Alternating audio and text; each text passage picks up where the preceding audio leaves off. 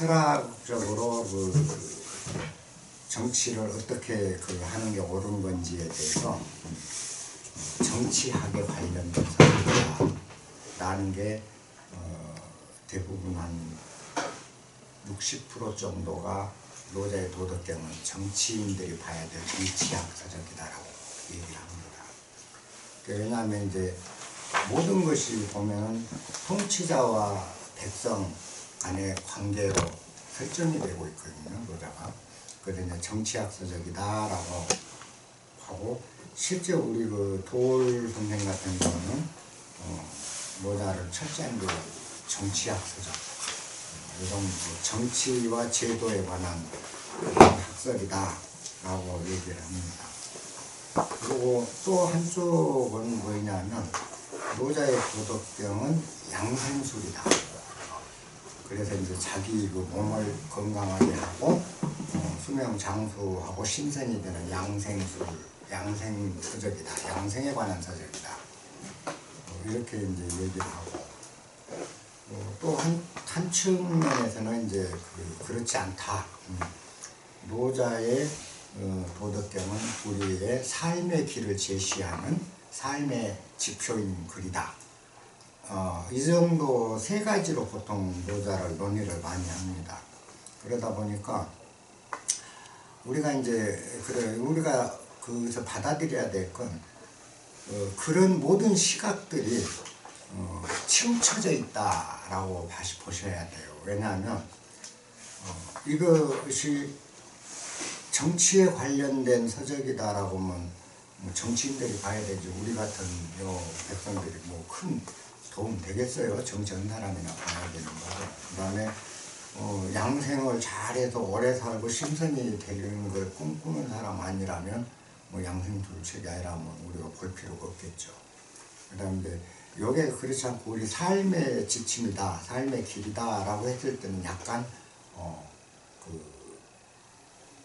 그렇다라고 수긍을 할 수가 있어요. 근데 삶의 지침서라고 하기에는 너무 정치적인 게 많다, 이 세계가. 그런 것 때문에 이제 한 60, 70%가 정치서로 분류를 합니다.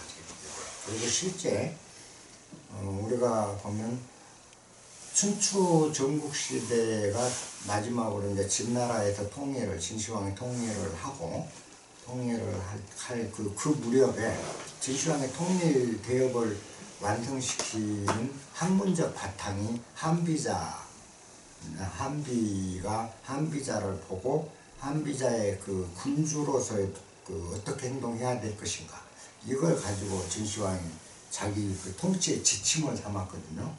그래서 한비가 없었으면 진나라가 통일하기가 그렇게 단시간에 통일할 수 없었을 거다라는 말이 나올 정도로 한비자라는 책이 통치자들이 봐야 될 필독서로, 제가 이제 대학 다닐 때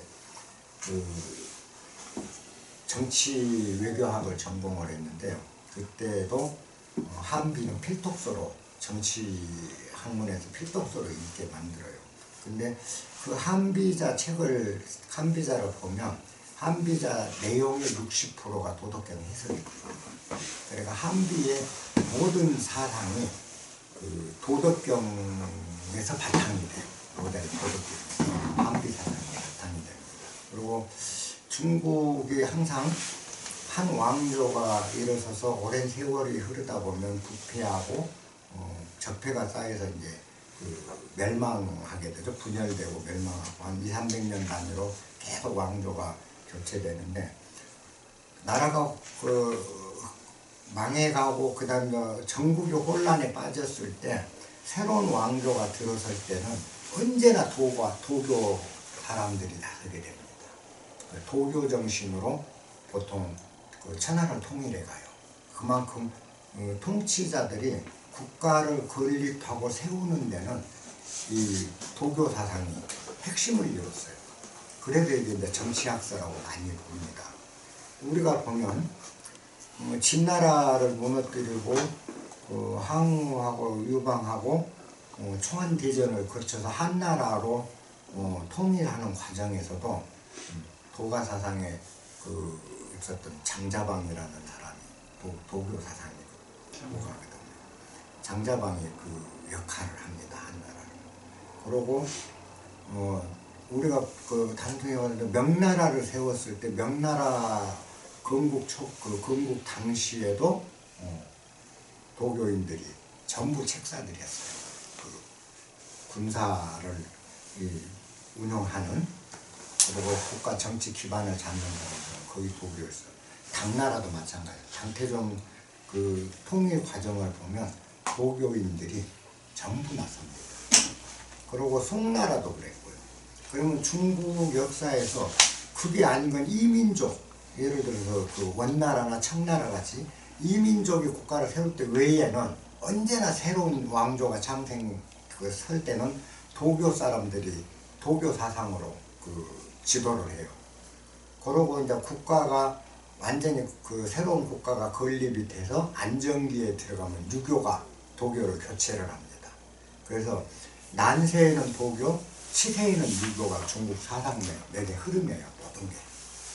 그렇게 흐른다는 건 도교의 가르침이 굉장히 중요한 포인트를 차지하는 거죠. 그래서 중국에 이제 우리가 보면 유교, 그 다음에 도교, 그리고 유가, 도가, 그 다음에 법가, 법치주의죠. 신불회나 한비자 같은 경우는 법가 사상이죠.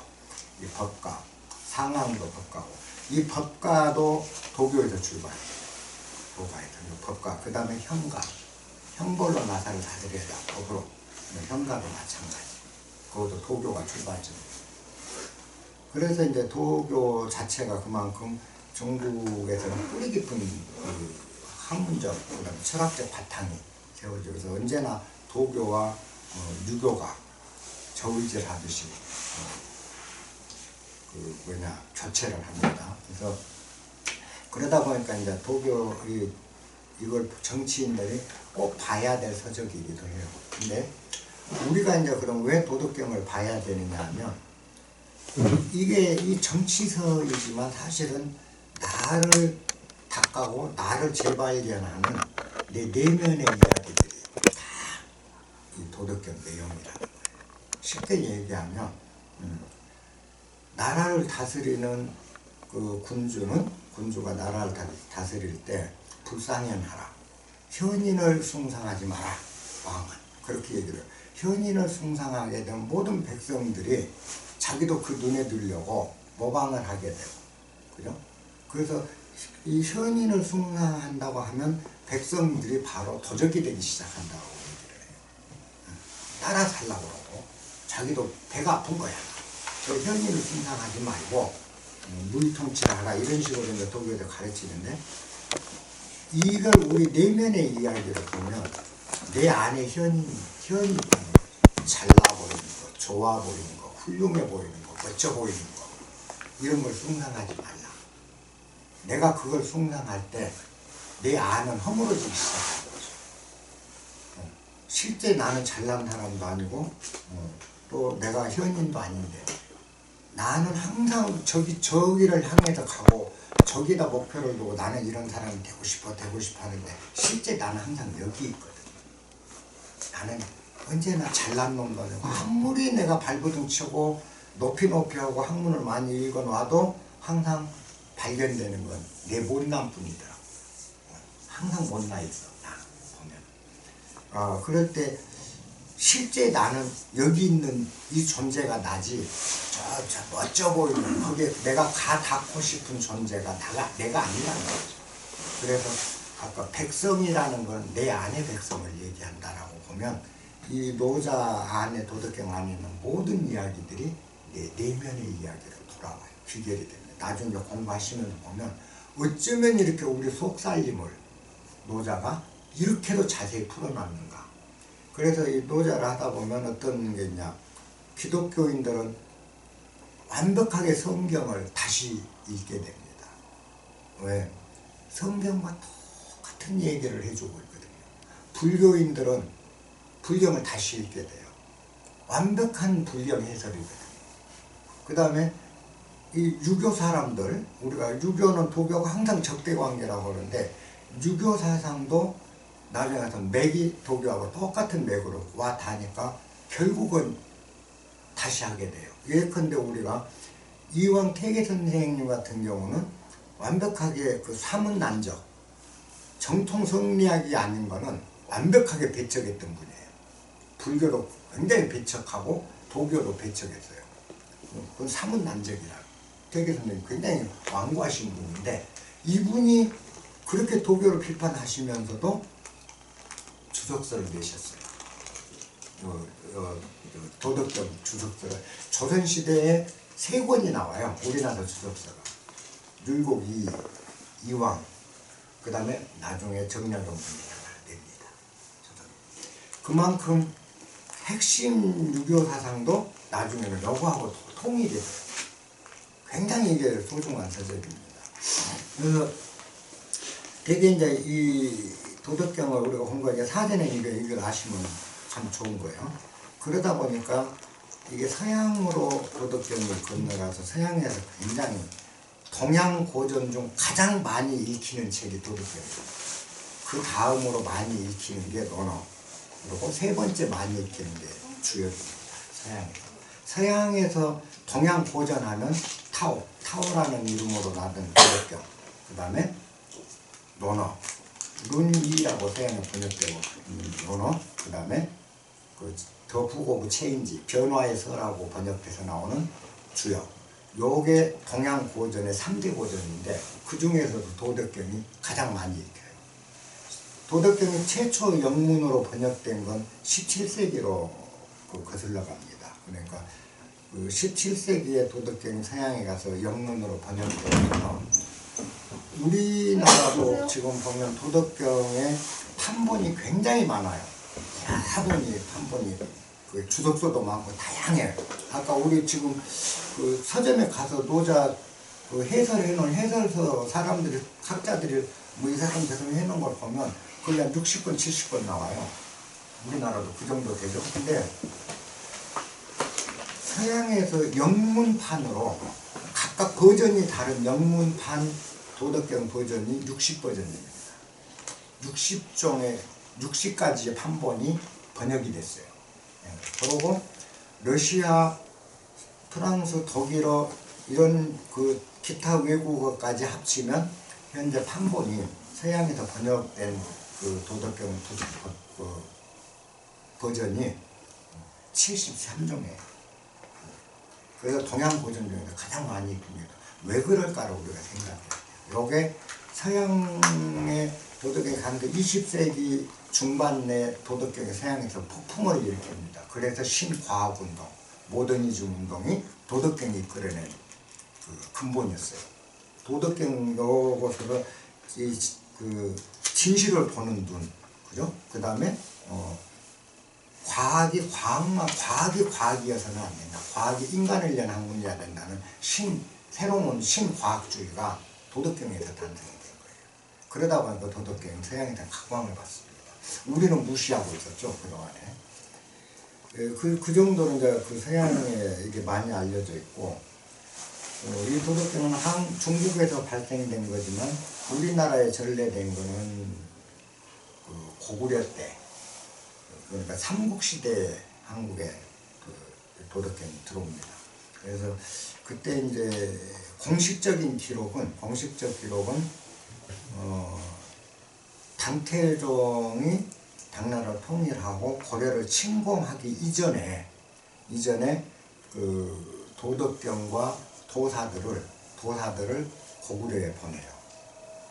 그래갖고 도교 사원을 지고 하게 이제 문화 교류를 하자 이렇게 하는데, 사실은 이제 힘이 생기니까 누구 우리 종교 받아들여 하는 그 강압적으로, 우리한테는 국학이라 해서 그 우리 고유의 그 학문과 철학이 있었는데 고구려 같은 건 국학을 신봉했죠. 근데 이제 도교가 들어오는데 고구려 그때 일단은 받아줍니다. 받아들여서 도교 사원이 최초로 만들어지고 도덕경이 그때 공식적인 기록은, 근데 비공식적인 기록은 그보다 훨씬 이전 부여시대 정도도 도덕경이 이 땅에 왔다. 그게 왜냐하면 우리나라에 풍류도라는 그 섬도 있잖아요.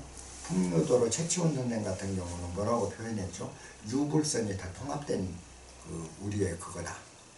그런데 그 풍류도에 보면 그 도교적인 요소가 60%가 넘거든요. 풍류도. 그래서 이제 아마 그건 공식적 기록이 고구려고 그 이전부터 이 도덕경은 이 땅에 들어왔고 전파가 됐다라고 보통 보고 있습니다.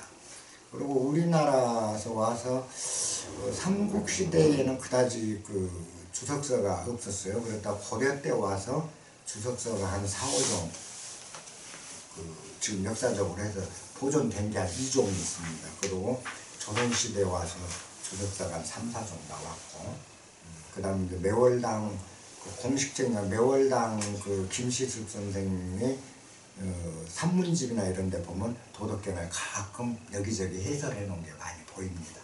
그래서 상당히 도덕경 나름대로 한국에도 역사가 깊었다는 거고, 일본이나 베트남 같은 경우 그런 경우도 역시 한문권이라 같은 동양권이라 그러지만 또 그런데도 한문 번역본, 일본에서도 한문본 도덕경이 여러 부가 발견이 돼요. 그 베트남에서도. 근데 이 도교 사상이 사실은 동양 전체에 유교만큼이나 많이 전파되고, 요게 이제 서양으로 건너갔다.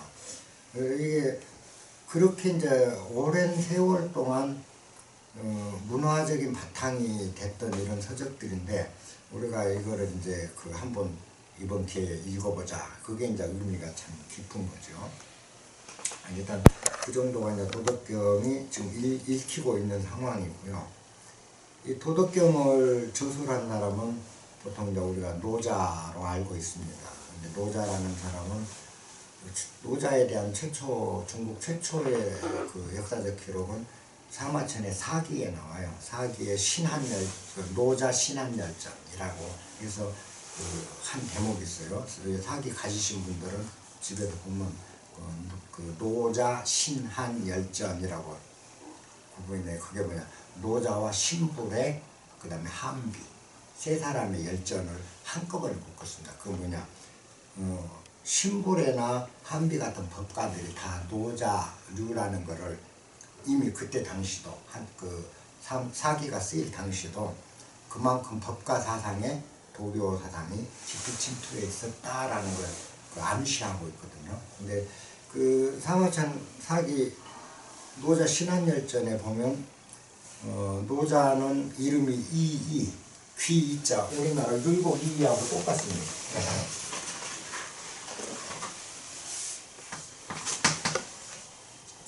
이라고 하죠. 귀이자. 이라고 이름이 이다 라고 하고, 초나라 중국 초나라 여항 사람이라고 나옵니다. 여향. 초나라 초국 여향인이라고 나오는데, 이 초나라 향의 그때 당시 초나라 이 노자 당시가 이 땅이 현재로 본 중국 하남성이에요.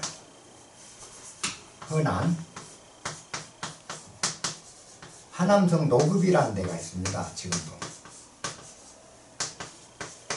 이 노급이 이 초나라, 그때는 이 하남 지역이 다 초땅이었거든요. 이쪽 하남 여양 사람인데, 이 사람이 주나라 말기, 춘추 전국시대 그때죠. 말기 주나라 왕실 사고로 관리했다. 그러니까 지금은 도서관장 정도 역할을 우리가 보면, 우리 옛날 성균관 대제학 같은 학문 다루는 부서를 담당했는데, 그래서 이제 이분을 그죠? 보통 학문을 담당하는 걸 태사배슬이라고, 태사담이라고도 이제 합니다. 그러니까 태사담이라고도 하고, 또 사기에 보면 또 다른 이름으로 노래자다.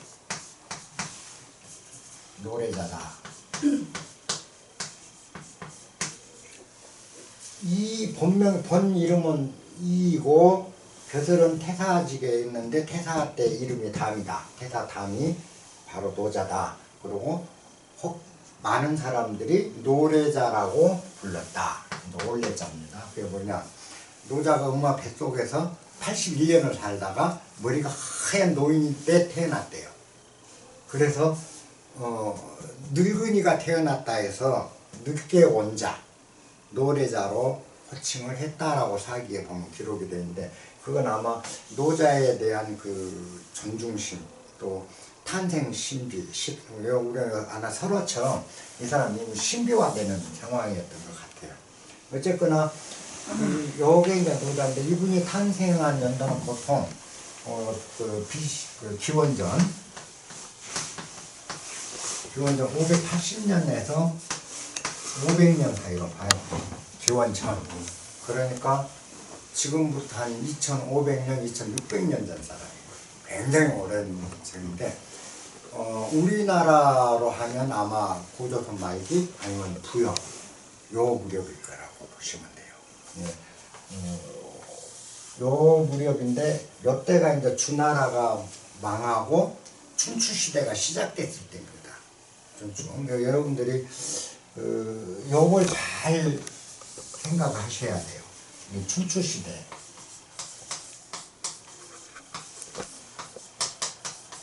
중국의 모든 사상을 연구할 때는 춘추 전국을 빼버리면 중국 사상이 사라져버립니다. 중국 역사가. 그래서 이 춘추시대에 우리가 제자백과가 다 나오죠. 그래서 백화가 다 만방한다. 그죠? 모든 학문의 꽃이 100가지 꽃이 활짝 핀다. 라고 해서 그 백화만방, 제자백과들의 백화만방했다. 이제 그렇게 표현을 한 때가 이 춘추시대인데, 이 춘추시대가 그 모든 이런 사상이나 철학이 튀어나온 시기가 요 무렵인데, 이게 2500년 전, 요 무렵에 춘추시대 때 왜 얼마나 많은 사상가들이 나왔는가를 한번 보자고요. 우선 도교 장씨의 노자, 공자, 그리고 묵자, 자, 열자, 그리고 다 이 뜻인 거예요. 심지어 그 명가사상, 그 궤변론자들까지도 이 시절에 다 나온다는 거예요. 중국의 사상에 전체가 이때 튀어나와서 그것이 현대에까지도 동양 사상을 이끌고 있어요. 그렇다면 왜 춘추시대에 이렇게 됐느냐라는 건데, 이 춘추시대가 열리면서 주나라가 멸망하니까 지방에 하위하고 있는 제후들이 이제는 왕실을 무시하고 자기들끼리 이제 막 세력 같은 걸 하게 돼요. 근데 춘추 전국시대 때, 지금 현재 우리가 국제적으로 보면 국제사회에 지구촌에 국가수가 몇 개죠? 150개? 300? 그냥 한 6, 70개 되죠. 160에서 170개 정도 될 거예요, 국가수가. 그죠? 근데 춘추 전국시대라는 거는 중국이라는 작은 이 땅에, 지구가 아닙니다. 중국이라는 작은 땅에 230개 국가예요. 230개 국가가 치고받고 전쟁을 하면 통합하고 잡아먹고 잡아먹히고 국가를 넓히고 하는 치열한 그 전쟁 상태로 돌리래요. 힘겨루고. 그러다 보니까 생각해보세요. 이 넓은 지구에 170개국 정도가 사는데도 서로 치고받고 살아요. 그런데 이렇게 좁은데 230개 가까이 되는 국가들이 통합과정을 겪는 대규모 전쟁 시대가 약 500년을 지속한다. 500년간 그 많은 국가가 그 안에서 온갖 모략과 음모와 전쟁과 정치 술수들이 다 튀어나온다는 거죠. 그러니까 피폐할 대로 백성들 살면 피폐하고, 그죠? 음모와 모략과 태도가 흥행을 해서 대혼란인 거예요. 난세 중에서 그런 난세가 500년을 지속한다는 건 상상이 안 가는 거죠, 우리로서는. 우리나라 같은 경우는 큰 나라였어요. 그때 당시 중국에 보면 제후국가들이 우리 저 한 9만씩 밖에 안 하는 국가들이 국가로서 전쟁에 나서고 맨날 집어받고 하면서 나중에 전국 7홍으로 7개 국가로 통일되고 전국 7홍이 다시 대략 200년을 다툰 끝에 진나라 진시황이 드디어 천하를 다 통일하죠. 다시 주나라처럼 한 국가로 통합을 하는 거죠. 그러면 그 기간 중에 춘추 전국이라는 시대 그 많은 세월을 중국은 대난세였다는 거죠. 그러다 보니까 어떤 것이 어떤 정치를 해야 부국강병이 되는가, 그리고 어떤 정치가 백성에게 행복을 주는가에 대한 굉장한 철학자들이 고민을 해요. 학자들이, 지식인들이. 그때 당시 엘리트들은 도대체 이게 뭐냐, 끝이 없다. 이게 1, 20년도 아니고 1, 200년도 아니잖아요. 춘추 전국을 합하면 720년인데 이 많은 세월 동안 얼마나 오랜 그 전란과 힘겨루기에 시달리는 삶이냐는 거예요. 그것도 그 좁은 땅에서 막 치열하기가, 현재 우리 국제사회의 그 충돌은 루스한 거죠. 거기에 비하면. 그러니까 어떤 정치가 올바른 정치냐, 이것에 대해서 고민할 수밖에 없는 거죠. 그 엘리트들이. 그래서 나온 게 공자 같은 경우는 뭐죠? 왕도 정치. 왕이 왕답게 정치를 하는 왕도 정치. 이렇게 도덕적으로 국가를 다스리는 정치. 이것이 백성을 살게 할 것이다. 이렇게 주장을 하게 되죠. 그 법가들은 아니다. 아무리 그래봐도 사람이 변하면 안 되니까 법이란 걸 탁 정해서 법을 어기면 법대로 모든 일을 하면 된다. 그래야 왕이 바쁘면 안 된다.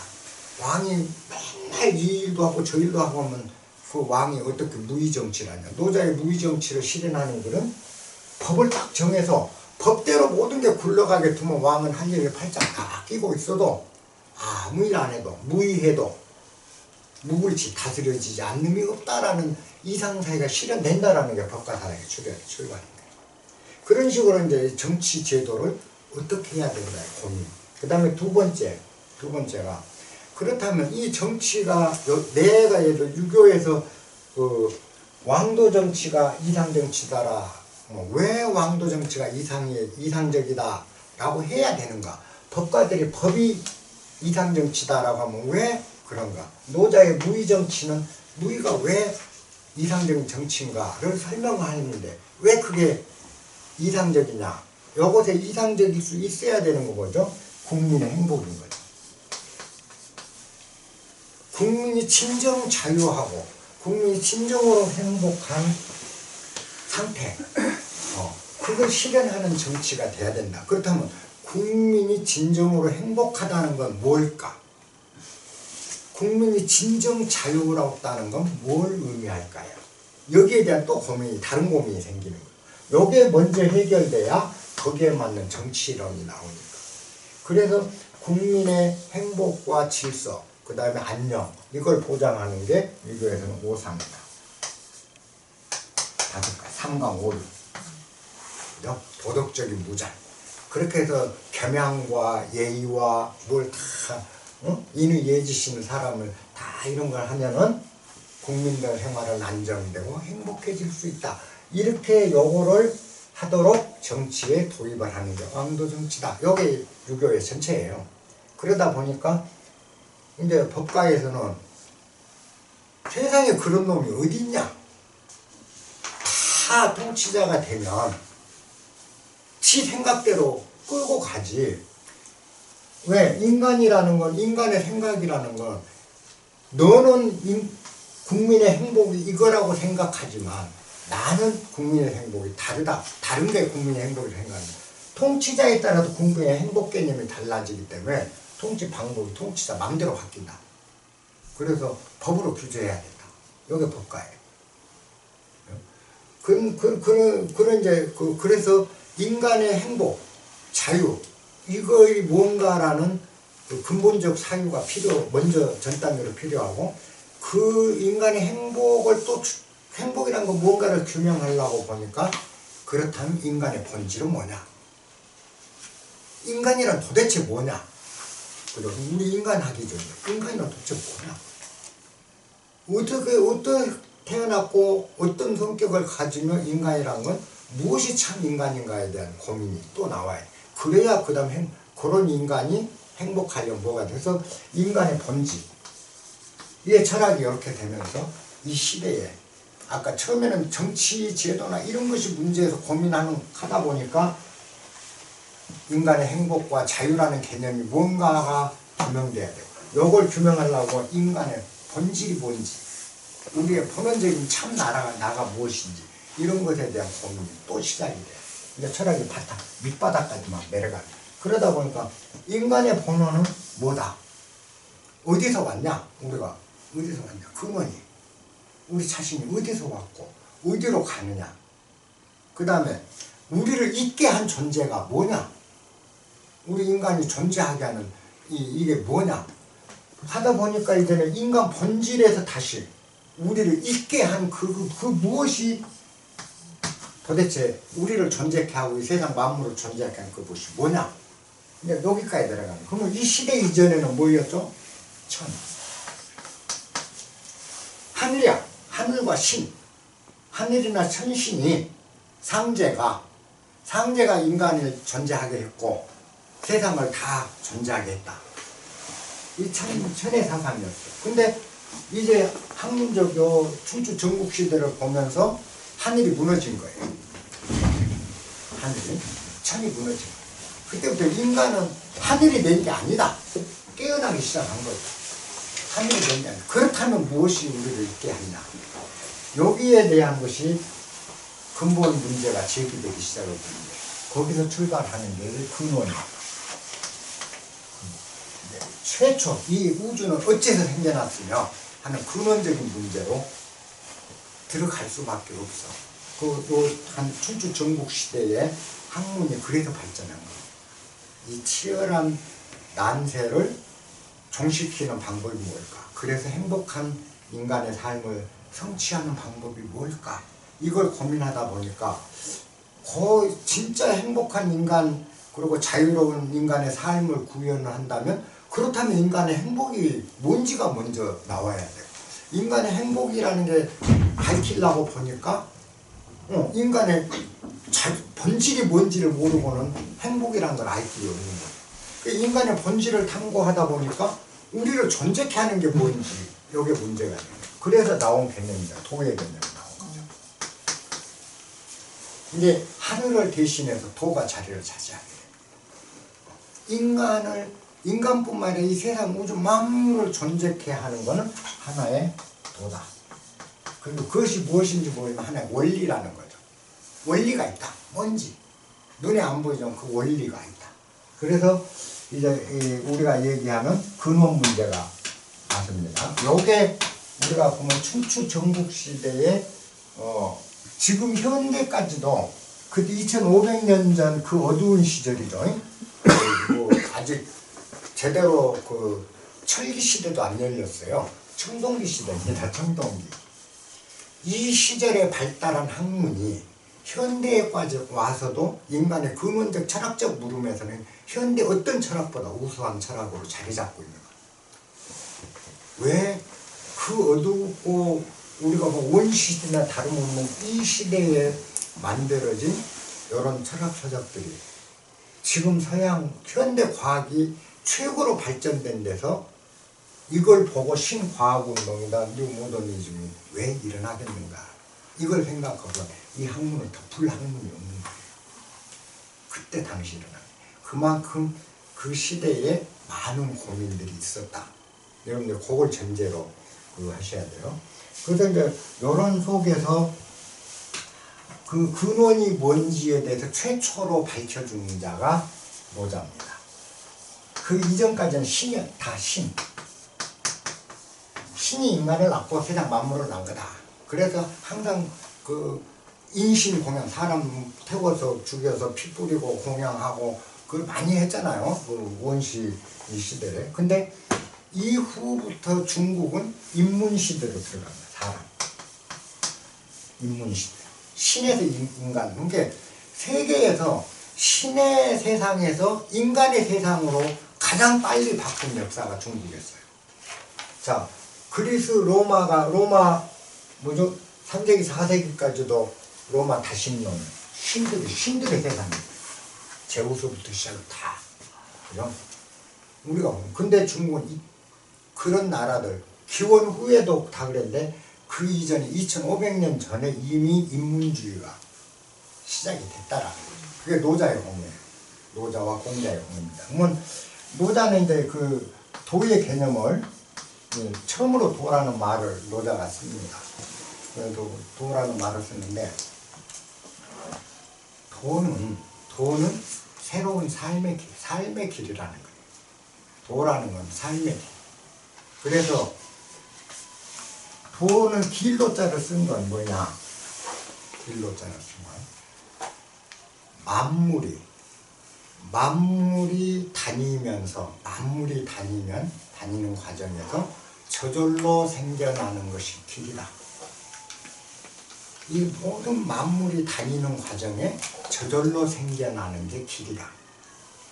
그죠? 저절로. 그러니까 인위적으로 만드는 게 길이 아니고 이 자연 자체에서 만물이 자기 구미에 맞게 자기 본성에 맞게 오고 가고 하는 과정에 만들어진 게 길이다.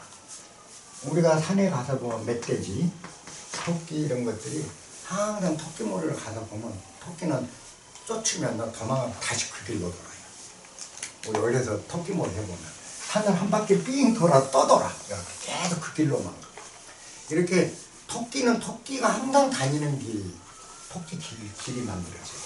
멧돼지도 그렇게 모든 만물이 자기 본성과 습성대로 늘 다니는 과정에 저절로 만들어진 것이 길이다. 이게 도의 개념의 핵심이에요. 그럼 도라는 건 뭐죠?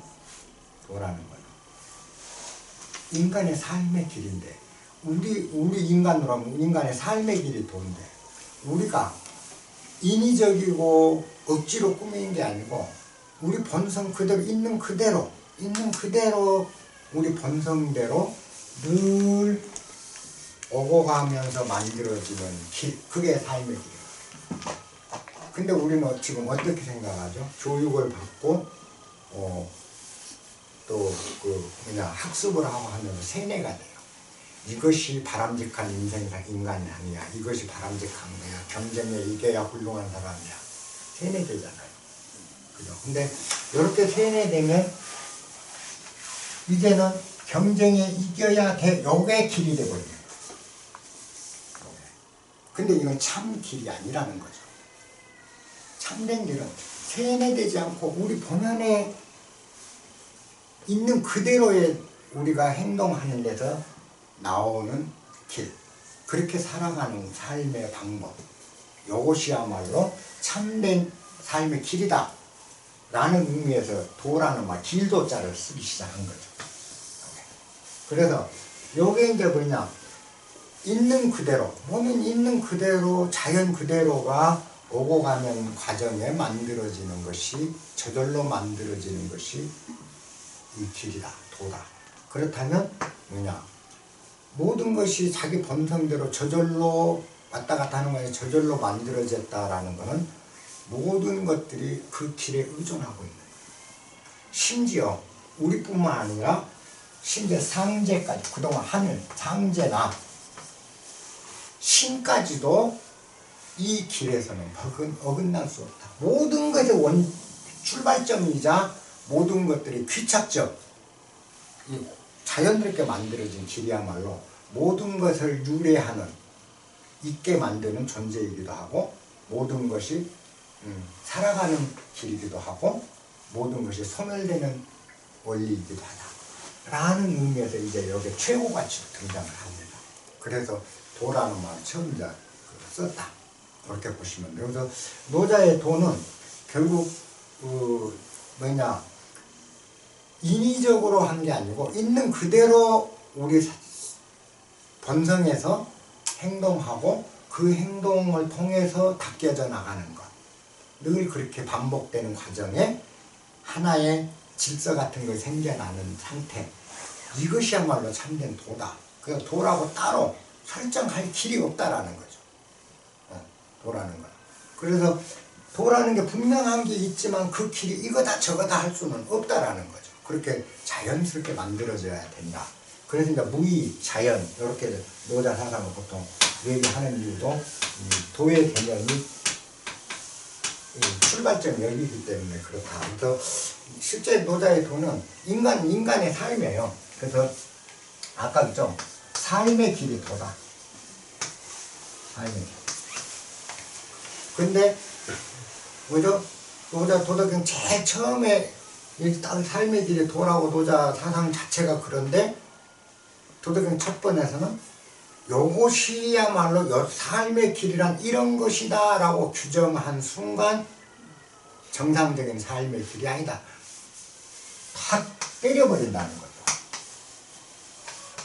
도가도 비상도라.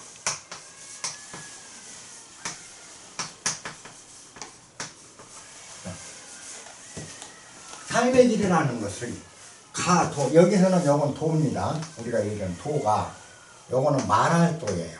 말한다. 설명한다. 또 요거는 그냥 도입니다. 비상도에서. 요거는 도예요. 이게 요거는 동사예요. 요거는 그 도라는 명사고, 도라 하는 것은 말로 설명을 할 수 있다. 가하다. 말로 설명할 수 있게 되면 비정상적인 도가 되어버린다. 삶의 길이 이거야 라고 하면 다른 건 다 삶의 길이 안 돼버리잖아요. 그잖아. 삶의 길이란 이런 것이야 라고 규정하면 이렇게 가는 게 삶의 길이야 라고 하면 이렇게 살아가는 삶은 삶이 아니게 되버리잖아요. 규정한 순간 삶의 길이 아닌 거죠. 근데 도라는 거는 정해지지 않는 거예요. 사실은 정해지는 게 아니고 모든 걸 포용해요. 그래서 어떤 길을 가든 다 도가 되는 거예요. 우리가 살아가는. 그러니까 인생의 삶은 내가 거지로 살아도 하나의 삶이에요. 귀족으로 살아도 하나의 삶이야. 그죠? 그 다음에 학자로 살아도 하나의 삶. 농민으로 살아도 훌륭한 삶. 어느 삶 하나가 훌륭하지 않은 삶이 없는데 이 삶만이 진정한 삶이다. 너희들 이렇게 살아라. 자, 경쟁에서 이기고 그래서 우수한 사람이 되는 것이 정이다. 이게 삶의 옳은 길이다. 이렇게 가르친다는 거예요. 그렇게 되면 뭐죠? 경쟁에 지는 삶은 삶이 아니니까 아파요. 우리가 힘들고 아파. 왜? 지고 있으니까. 요게 길인데 나는 길에서 떨려난 놈 같거든. 근데 사실은 경쟁에서 이겨서 우수한 자가 돼야 훌륭한 삶이 된다라는 이 너무나 노처구니 없는 교육이 인간들을 아프게 한다는 거죠. 이긴 자는 하나고 진 자는 수백 명인데 그런데 현대사회에 오면서 갈수록 우리가 아픈 사람이 많아. 수많은 사람들이 항상 가슴앓이 속에 있는 거죠. 좌절 속에 있고 한탄 속에 있고. 근데 사실은 정말은 뭐죠? 경쟁에 이기는 게 아니고 정말 중요한 건 뭐예요? 경쟁보다 협력. 이걸 가르쳤다면 왜 다투고 경쟁에 서로 협력해보면 훨씬 쉬운데 둘의 힘을 합쳐가면 훨씬 안 돼. 근데 이걸 눌러버려야 돼. 여기서 벌써 그러면 협력하는 삶은 나쁘냐 그러면 이것도 좋잖아요. 그죠? 그 다음에 협력도 안 하고 나는 내 힘으로 내가 알아서 살 거야 라고 자기 혼신의 힘을 다해서 자기 삶을 자기가 갖고 나가는 삶은 굉장히 아름다운 거잖아. 규정된 순간 도가 이렇다 저렇다라고 말해지고 규정되는 순간 비정상적인 도가 됩니다. 그 도라는 말은 이제 노자의 도는 규정되지 않음이에요. 어떻게 딱 규정되는 건 노자의 도가 아니다. 이렇게 우리가 이해를 하시자고요. 그래서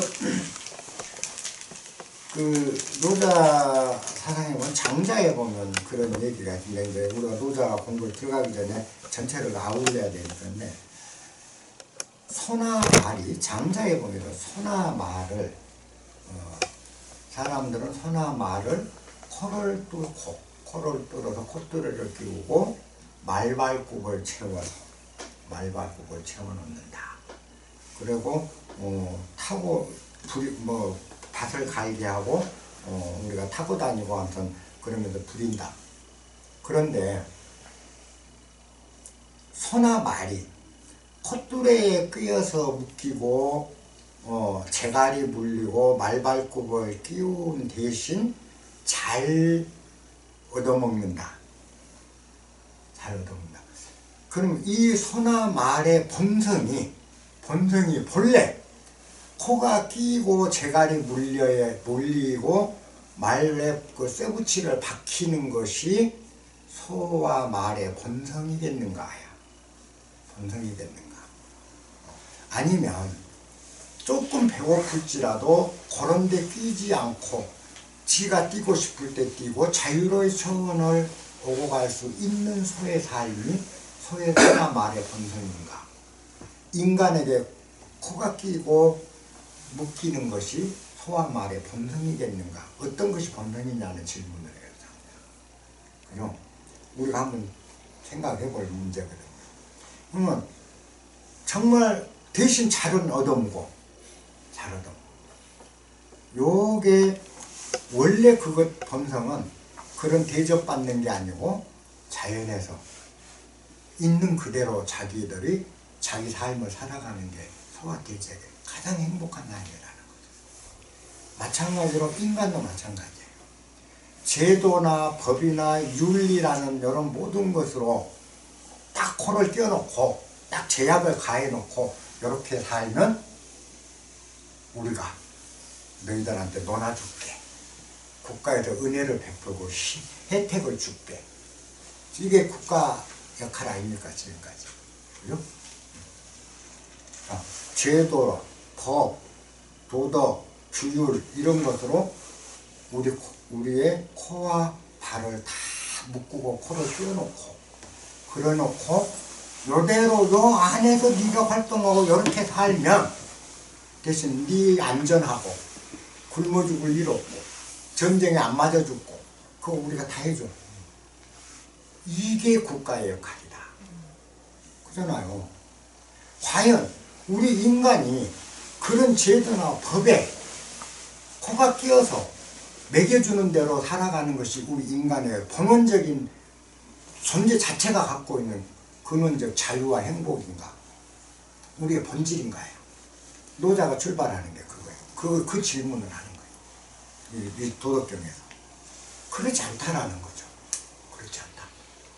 우리는 본래 자유하고 본래 행복할 수 있는 각자가 행복의 개념도 다르고 자유의 개념도 다르기 때문에 각자가 자기 본성에 맞게 행복을 추구하고 자기 본성에 맞게 자유를 추구하는 것. 이것이야말로 인간의 삶이 가장 원초적으로 행복해질 수 있는 삶이다. 그런데 유교에서 얘기하는 윤리와 도덕, 국가에서 얘기하는 법과 질서 이런 것으로 이렇게 되는 것이 행복한 길이니까 여러분들은 이걸 따라. 그러고 교육을 시키고 자꾸 우리한테 한다. 그래서 노자에게 절성치 성인이다 뭐 하는 거 필요 없다. 그 다음에 배움 필요 없다. 무의무학이거든. 이걸 주장하게 되는 거예요. 그러니까 노자는 근원적인 인간의 행복, 인간이 참으로 행복한 상태에 이르는 길이 뭔가 요걸 따진 거예요. 그 길을 우리가 탐색해 가야 된다. 그래서 요런 사상이 뭐냐, 결국은 유교도 나중에 묵자도 묵가 그 다음에 그 유가 도가가 끝은 같은 결과에 이르러 인간의 최고 행복을 추구하는 그죠? 자, 인과 겸해로서 사랑으로서 인간이 단합을 해서 행복에 이른다라는 게 묵가 사상이에요. 그죠? 실용적. 그 다음에 인의 예지신을 통해서 너와 나가 서로 겸양하고 양보하고 서로 사랑하는 걸로 인간은 최고 행복에 이룰 수 있다. 노자는 그런 것들이 인이다 도덕이다 뭐다 하는 것들이야말로 인간을 묶어서 영원히 그 행복에 이르지 못하게 막는 원인이다. 왜? 네가 생각하는 의가 다른 자가 생각하는 의가 아니다. 초나라의 의가 위나라의 의가 될 수가 없다. 초나라의 의로움은 위나라에서는 불의가 되고, 그죠? 우리가 안중근 의사는 우리한테는 의로운 선생님이야, 의사야. 근데 일본 놈들 입장에서는 테러부자야. 그럼 네가 생각하는 의와 저가 생각하는 의가 달라. 이는 예시신 다 개념이 다 다르다는 거야. 그런데 그걸로 묶어서 인간의 근본을 해결할 수 있다는 건 착각 아니야. 그러면서 언어, 인간이 갖고 있는 단편적이고 치우쳐진 언어로서 세상을 주제하고 그 말로 세상을 설명하려고 하는 이것이 바로 모든 것을 어긋나게 한다. 그래서 불언지교, 말 없는 가르침, 언어의 무용성을 얘기할 거 아니에요. 왜? 언어가 갖고 있는 건 지극히 단편적인 것들로서 실제 사실을 있는 그대로 다 표현해내지 못한다는 거예요. 항상 어느 측면만을 표현한다. 그래서 노자 첫 대목에서 명가명, 비상명이라고. 아까 도가도 비상도라고 해놓고 명가명, 비상명. 자, 명은 이름이라는 것. 명칭이나 이름. 뭐라고 일컫는 거죠? 이름이라는 것이 일단 불리워지게 되면 그건 진짜 이름이 아니다. 예를 들어 우리가 나무라는 이름을 탁 했대요. 나무. 그러면 나무는 나무의 어떤 한 특징적인 어떤 거를 포착해서 나무라는 이름을 붙였다는 거죠. 나무의 특질 하나를. 근데 나무가 특질이 하나만 있느냐는 거예요. 그러다 보니까 이런 문제가 생겨. 나무 이름. 그냥 살아있는 것도 나무고 죽어있는 것도 나무가 돼. 판자로 켜놓은 것도 나무고, 그죠? 저기도 있는 게 나무다. 어떤 것이 나무냐라는 문제가 되는 거예요. 그럼 재질이 나무다 라고 하면 이제 철제와 철과 나무의 사이, 재질. 그러면 요거는 산 거 죽은 거 관계없이 재질 차이가 나무다라고 하면 산 거 죽은 건 상관없이 나무가 구분이 되겠죠.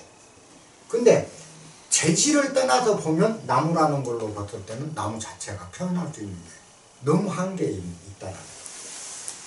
근데 요거 하나를 가지고 나무를 다 표현했다고 생각합니다. 그래서 이름, 명칭이라는 거를 일단 부르게 되면 명가명이죠. 명가명. 부르게 되면 비상명. 비정상적인 일이다. 그러니까 이 얘기도 언어가 갖고 있는 한계성. 그 한계성에 우리는 의존하면서 살고 있는데 말로 이루어진 것이 다인 양 사람들이 착각한다. 노자가 그걸 얘기해주고 있는 노자 도덕의 마냥. 그러니까 노자 사상은 아까 얘기하면 삶의 방법, 그 다음에 진정한 행복, 그죠? 그 다음에 언어의 문제, 언어가 일으키는 문제, 이 세 가지를 잘 헤쳐나가고 있어요. 근데 언어가 우리에게 그 착오를 일으키게 만든 것들이 무지무지하게 많다. 무지무지하게. 그래서 언어를 벗어나라. 그죠? 우리가 불교에서도 항상 격의 언어를 따지죠. 격의 언어.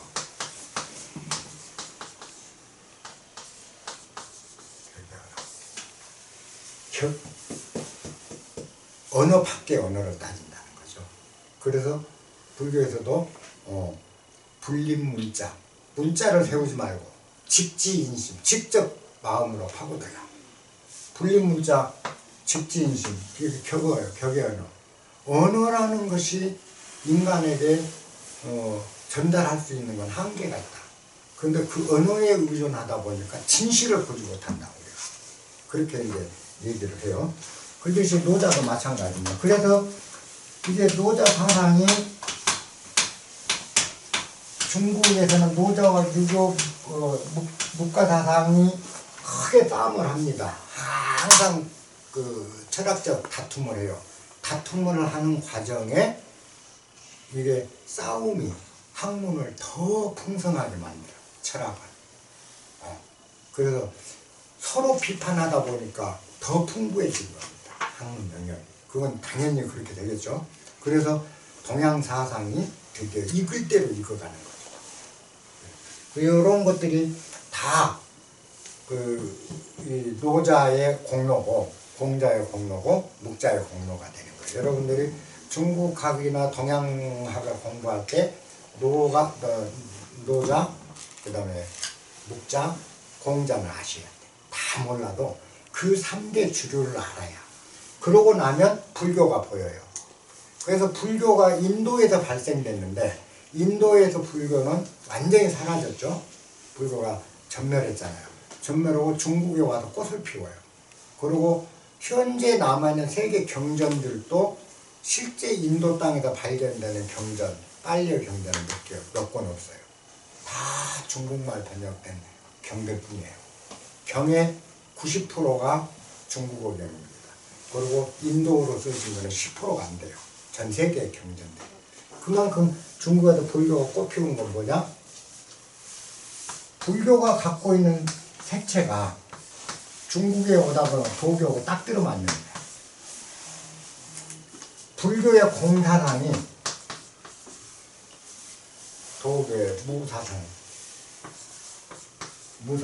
딱 드러나는 거예요. 그래서 애매하고 공을 설명하기 겁나 어렵고 알아듣기 어려운 불교의 그 난해한 언어들이 중국에 오니까 중국에 이미 노자 사상으로 바탕이 다 돼 있는 거예요.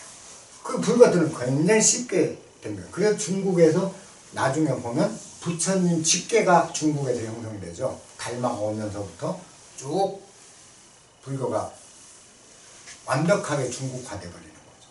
들어온 순간에. 그건 뭐냐? 노자 사상과 불교 사상이 통합이 돼버려요. 그 다음에 요게 노불이 하는데 우리가 그 정교 기독교도 중국을 통해서 받아들였어요. 주문보 신부 해가지고 중국을 통해서 하는데 그럼 기독교는 어땠냐? 우리가 지금 현재 공산주의에서 기독교가 핍박을 받고 중국에서 힘을 못 쓰지만 중국의 기독교는 언제 들어왔는가 보면 당나라 때. 당나라 때 명교라는 이름으로 들어옵니다. 명교가 그 기독교예요. 들어왔는데 기독교 사상이 하느님 사상, 그 교회에서 가르치는 여기 아니고 진실로 바탕을 따져서 교회를 벗어난 참된 성경 자체 문구로 해석해 보니까 노자 도덕경이더라는 거예요. 똑같은 예수 말씀이 노자하고 한치도 안 똑같아. 나중에 노자 할 때 보면 얼마나 가까운지를 실증적으로 아실 거예요. 성경과 이 노자의 가르침이 얼마나 동일한지, 부처의 가르침과 노자의 가르침이 얼마나 근사치게 가까운지 금방 알게 돼요. 그러다 보니까 이 서양 종교도 아무 그 저항 없이 중국에 정착이 돼요. 그래서 이 명교가 당나라 때 흥성을 합니다. 그때 처음으로 그 교회가 생겨요. 그러면 우리로 하면은 이제 그 당나라 때는 고구려 때잖아요. 고구려 때. 그죠? 고구려 때 이제 그 기독교가 들어요. 우리나라 기독교가 100년 됐다고 그래요. 근데 당나라 그래요. 요게 나중에 원나라, 원주족들이 원나라 들어갔고 그 중국을 먹어버리잖아요. 그리고 원나라 이제 몽골족이 원나라를 세워서 지배를 하죠. 그럴 때 이 명교가 이름 명자에서 명교로 바뀝니다.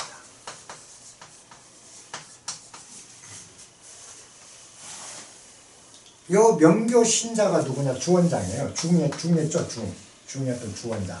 명나라 태왕. 이 명교 신자거든. 그래서 자기가 명교 도움을 받아서 명나라를 세우고 나라 이름을 명이라 해요. 명교 명자라서. 이 정도로 이게 거침없이 중국에 들어와요. 이럴 수 있는 건 이 도가가 갖고 있는 독특한 철학 사유, 인간의 근원. 그래서 하나님이라는 것, 여호와 하나님이라는 인격신을 중국식으로 원리신으로만 바꾸면 노자의 원리, 도라는 거는 그 원리거든. 우주를 질서, 우주를 있게 하는 존재케 하는 원리. 인격이 사람 모양에 갖춘 하나의 인격 같은 그 하나님을 딱 내려다보면 여기 아니고 하나님이란 건 사실은 하나의 우주를 존재케 하는 질서요, 우주를 존재케 하는 원리다라는 개념으로 딱 바꾸고 나면 기독교 사상이 환히 드러나버려. 요 도가 사상 완벽하게 같아져 본다는 거죠. 그래서 중국에 그렇게 빠른 속도로 종교들이 흡수되는데 들어오면 순간 어떻게 되냐? 기독교도 불교도 중국화되게 돼요. 중국화돼요. 중국식 불교, 중국식 기독교가 돼버리는 거예요. 그럼 뭐냐? 인격으로서 하나님이 아니고 원리 하나님으로 받아들인다는 거죠. 네. 천지창조를 하나님의 어떤 그 인간같이 생긴 사람이 쪼물락쪼물락 해서 만들었다. 요 개념을 중국인들은 안 받아들이는 거예요. 그 하나님의 건 상징이지 원리다. 원리. 천지가 다 조화롭게 움직이는 어떤 원리가 천지를 만들어낸 것이다. 그 원리가 뭐냐? 음과 양이라는 원리. 그죠? 음과 양이 상호 교합하고 충돌하고는 과정에서 만물이 단생되고 소멸되고 하는 원리. 이런 원리에 의해서 해설이 되다 보면 하나님이 천지 창조 과정이 너무 일목요연하게 나오거든. 왜? 낮이 있으라 하면 낮이 있었다. 밤이 있으라 하니 밤이 있었다. 항상 낮이 있으면 밤이 있고 하늘이 있으면 땅이 있고, 그죠? 보면 언제나 이 두 가지를 같이 대비하면 천지창조 과정이 나오거든요. 그러면 음양이에요. 중국인들 딱 보니까 아니 뭐 복잡하게 생각할 거 없네. 전부 음양이네. 그러니까 원리신, 이건 원리신이라는 걸 금방 아는 거예요. 그래서 원리로서의 하나님을 받아들이고 나니까 중국화된 기독교가 되는 거예요. 이런 것들이 중국이 갖고 있는 사상적 토대예요. 우리가 노자가 그런 공을 많이 세웠다. 그리고 이제 노자는 그 주나라 사서 태사로 있을 때 공자께서도 그 방문을 하는 걸로 기록이 나오는데, 방문해서 노자에게 예를 물었다. 예에 대해서 묻고 노자가 거기서 공자에게 예를 가르쳐주고 그 다음에 천서를 보여주었다. 근데 이런 기록이 있어요. 근데 천서라는 거는 결국 무작, 글자 없는 글자가 천서입니다. 글자가 있으면 인간의 걸 그린 거고, 천서를 보여줬다는 거는 이제 노자가 그 예를 다 가르쳐주고 얘기를 해주고, 중요한 거는 글이 아니다. 글이 아니다. 글이 없는 글 없는 글이야말로 진짜 글이다 라는 그 가르침을 줬다 라는 개념으로 이제 보통 얘기들을 합니다. 천서를 보여줬다는. 그래서 그 정도가 이 노자에 관한 들어가기 전에 우리가 좀 알아둘 만한 것들입니다. 그리고 노자와 공자 사이는 지금 현재로서는 정확하게 추정할 수 없지만, 노자가 이 도덕경을 쓴 거는 태사직을 그만두고 서쪽으로 옮겨갑니다. 이제 서천이라면 그때는 인도를 얘기합니다. 서천으로 이제 가기 위해서 함곡관을 넘어가는데, 그때 거기 지키고 있던 관윤이라는 건 관문을 지키는 자인데, 관문지기가 이윤이라는 사람이 있습니다. 이윤이 노자한테 그 위대한 선생님 자기 그걸 지나가니까 거기서 이제 붙들고 제발 가르침을 좀 남겨달라고, 그래서 노자가 거기 머물면서 5,200자 정도 글을 써서 관윤에게 넘겨준 것이 지금 우리가 읽고 있는 이 도덕경이라고 보시면 돼요. 그런데 그러고 나서 도덕경 그거 한 권 딱 남기고 그 다음 이제 서쪽으로 사라집니다. 그래서 그 후의 행적은 노자는 나타나지 않아요. 그 후의 행적은 없는데 이제 그 서쪽으로 옮겨서 인도에 가서 나중에 부처가 되어 인간을 교화했다 라는 이제 또 전설도 만들어져. 근데 그거는 전설일 뿐이다. 저는 그렇게 생각하는 게 왜냐, 노자와 석가모니 그 나이 차가 30년 차이 정도밖에 안 돼요. 이제 노자가 30년 나이가 30살 정도 많아, 부처보다. 그러니까 노자가 서초 가서 부처로 태어나서 인간을 교화했다라는 거는 이게 안 맞는 거예요. 노자 생시 당시에 부처님이 이미 살아 있었으니까, 태어났으니까.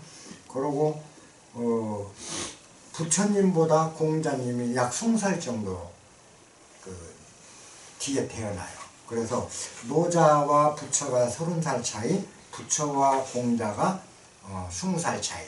그러면 노자와 공자는 50살 차이 정도.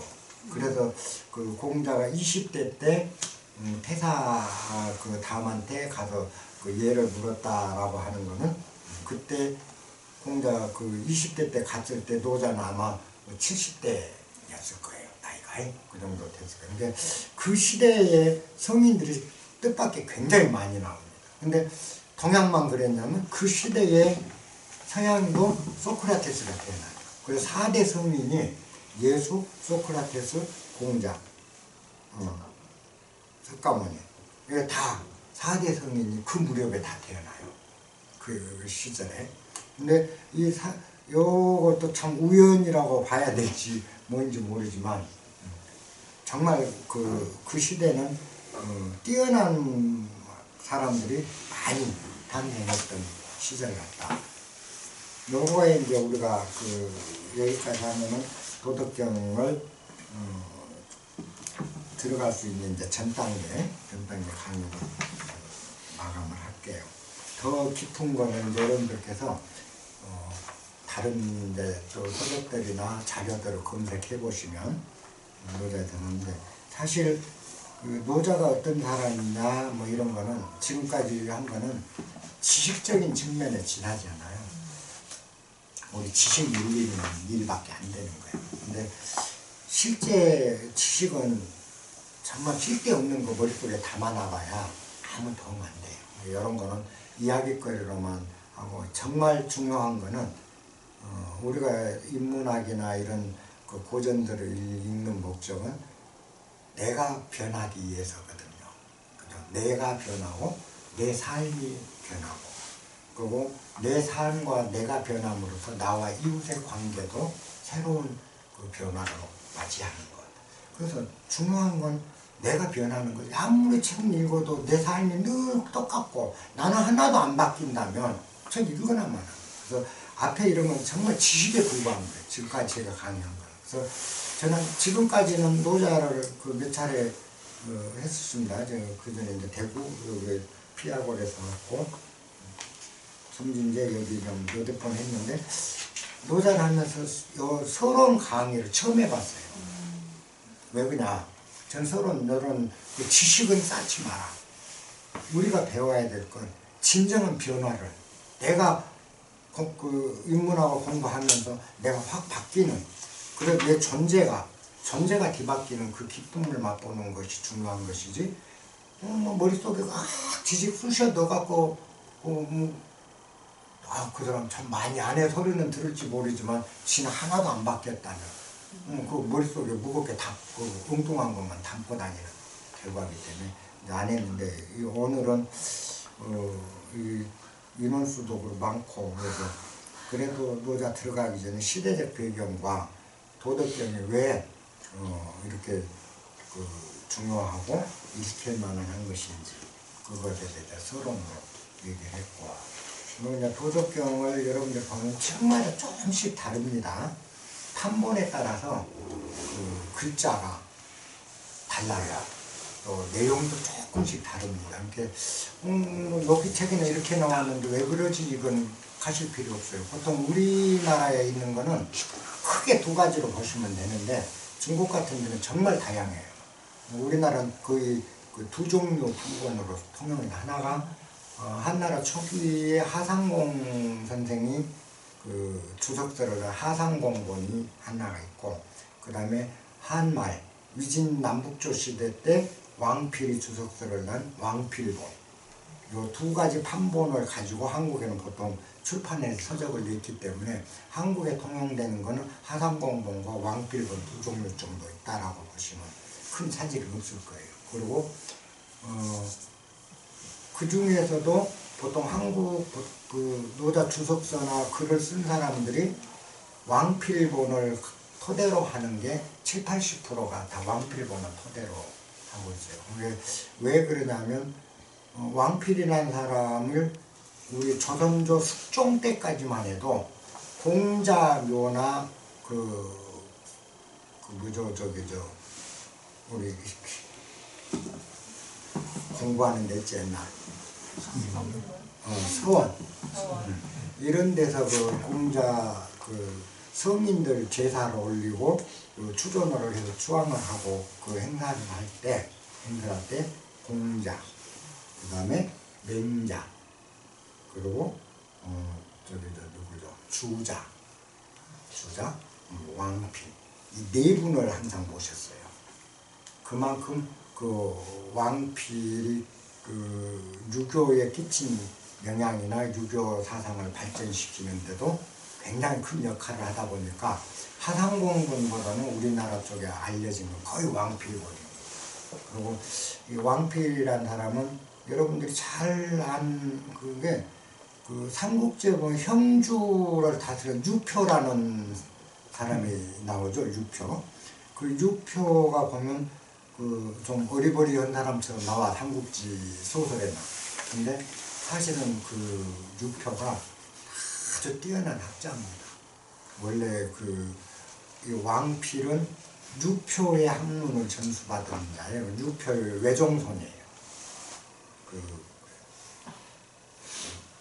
그 외할아버지, 그게 뭐라고요? 진 외할아버지라고 그러나? 그 외할아버지 우대 하나 한대 이거든. 그리고 그 유표의 제자가 왕찬이에요.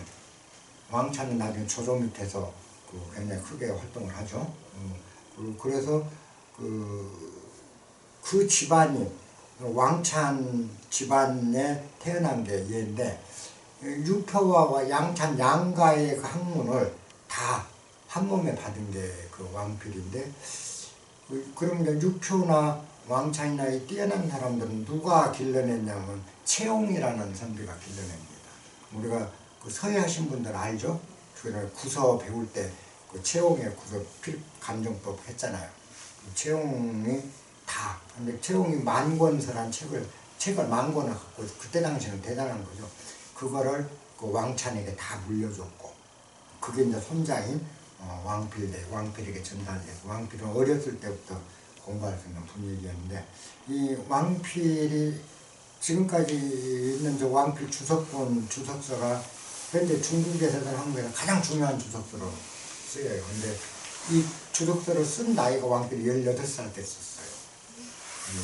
노자 주석서를. 그리고 두 가지 저서를 남기고 24살에 죽었는데 여절했죠.